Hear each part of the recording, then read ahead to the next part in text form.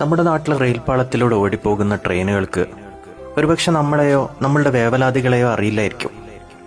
ഞാൻ പറഞ്ഞു വരുന്നത് റെയിൽവേ ഗേറ്റുകളുടെ കാര്യം. ഇതൊരു വെറും ഇരുമ്പ് ഗേറ്റല്ല, നമ്മുടെ നാടിൻ്റെ ശ്വാസം മുട്ടിക്കുന്ന കുരുക്കാണ്.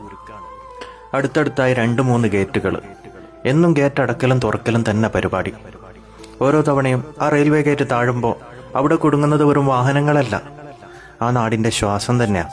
സ്കൂളിൽ പോകേണ്ട കുട്ടികൾ, ജോലിക്കെത്തേണ്ട സാധാരണക്കാർ, ഇവരെല്ലാം ഈ ഗേറ്റിന് മുമ്പിൽ നിസ്സഹായരായി ക്ലോക്കിലേക്ക് നോക്കി നിൽക്കുന്നത് ഒരു നിത്യ കാഴ്ചയായി മാറിയിരിക്കുന്നു. ഈ ഗേറ്റ് അടക്കുമ്പോൾ പുറകിൽ നിശബ്ദമായി നിൽക്കുന്ന ആംബുലൻസിനുള്ളിൽ ഒരു ജീവൻ പിടയുന്നുണ്ടാകുമെന്ന് ആരെങ്കിലും ഓർക്കുന്നുണ്ടോ? ജീവന് വേണ്ടി പിടയുന്ന ഒരു പ്രിയപ്പെട്ടവനെ നോക്കി ഗേറ്റ് തുറക്കാൻ വൈകുന്ന ഓരോ നിമിഷവും മരണത്തിന്റെ ഭീകരമായ അവസ്ഥ കാണേണ്ടി വരുന്ന ഒരു കുടുംബത്തിന്റെ വേദന അത് അനുഭവിച്ചവർക്കേ അറിയൂ. പലരും വരും, വോട്ട് ചോദിക്കുമ്പം ആകാശത്ത് പാലം പണിയുമെന്നൊക്കെ വാക്ക് തരും. പക്ഷെ ആ വാക്കുകൾക്ക് ഈ തുരുമ്പിച്ച ഗേറ്റിന്റെ അത്ര പോലും ബലമില്ല. ഇത് വെറും ഒരു പരാതിയല്ല, ഈ നാട്ടുകാരുടെ നിലവിളിയാ. ഞങ്ങൾക്ക് വേണ്ടത് വാഗ്ദാനങ്ങളല്ല, ഒരു മേൽപ്പാലമാ. അത് ഞങ്ങളുടെ ആഡംബരമല്ല, അതിജീവനമാ. ഇനിയെങ്കിലും ഇതിനൊരു പരിഹാരം ഉണ്ടാവണം. ജനപ്രതിനിധികളെ, നിങ്ങളുടെ ഈ തിരക്കുള്ള യാത്രക്കിടയിൽ നിങ്ങൾ കാണാത്ത വലിയൊരു സത്യമുണ്ട് ഇവിടെ.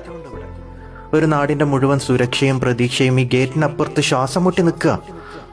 ഞങ്ങൾക്ക് വേണ്ടത് നിങ്ങളുടെ ഭംഗിവാക്കുകളല്ല, മണ്ണിലുയരുന്ന ഈ ഒരു മേൽപ്പാലാണ്.